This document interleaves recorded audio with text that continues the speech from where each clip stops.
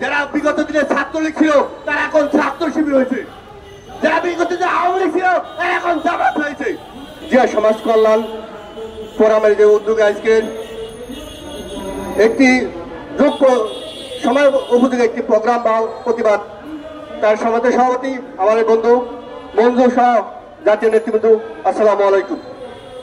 আপনারা দেখতে পাচ্ছেন গতকাল একটি ঘটনা, যখন সারা বাংলাদেশের 18 কোটি লোক একটি জাতির যে মধ্যে একটি পুরো আশা পূরণের জন্য তাকে ছিল টিভির পর্দায়, তখন কিছু ওই বাংলাদেশের ওই ইন্ডিয়ার পেতাত্তা আওয়ামী লীগের পেতাত্তা তারা তখন বিএনপির পেস্টুন তারা বাংলা নিয়ে ব্যস্ত ছিল।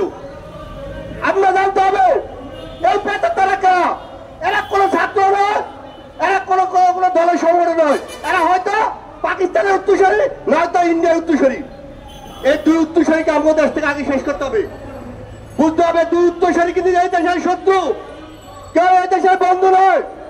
যারা পাকিস্তান 1971 সালে এদের স্বাধীনতা চায় না, তারা আজ কিভাবে এদেশে রাজনীতি করে এটা আমাদেরকে প্রশ্ন আগে। যারা আবার 2009 থেকে 2024 সময় এই দেশ থেকে ইন্ডিয়ার অঙ্গরাজ্য করতে চেয়েছিল, তারা এই দেশে রাজনীতি করার কোনো ইচ্ছা থাকবে না। এই দুইটি দলকে এই বাংলাদেশ থেকে নিষিদ্ধ করতে হবে এবং স্পষ্ট বলতে হবে। প্রিয় নেতৃবৃন্দ, আপনাদের কাছে স্পষ্ট ভাবে জানতে চাই, আওয়ামী লীগের পুনর্জীবিত করার জন্য ওই শেখকে বাংলাদেশে আনার জন্য যারা পিয়ার পিয়ার স্লোগান দিচ্ছে, পিয়ার অর্থ নাকি তার আগে বলবে স্পষ্ট বলতে কর। পিয়ার মানিটা কি সেই শব্দটাকে ক্লিয়ার করতে কর। পিয়ার কাকে বলে সেটা আগে জাতির কাছে বলতে কর। আর যদি পিয়ারের উত্তর ঠিক মতো না করতে পারে জাতির কাছে কান ধরে উপসর করতে হবে। কারণ পিয়ার মানে আমার সন্তান আপনাকে বাবা রাখবে। আমি ভোট দিব ঢাকাতে, এমপি হবে বরিশালে। আমি ভোট দিব খুলনাতে, এমপি হবে রংপুরে। তার মানে একজনের সন্তান আরেকজনকে বাবা রাখো নাকি? নিজের সন্তানের ক্ষমতা নাই, আরেকজনের সন্তানের বাবা সুখের খুব ইচ্ছা না। নিজের সন্তান জন্ম দেওয়া অর্জন করো, আগে নিজেকে নিজের প্রতিনিধি আরো অর্জন করো। নিজেকে আগে এমপি হতে পারো কিনা, নিজের জামানত থাকে কিনা সে ব্যবস্থা করো। আরেকজনের সন্তানের বাবা রাখার ইচ্ছা নাই, করো না।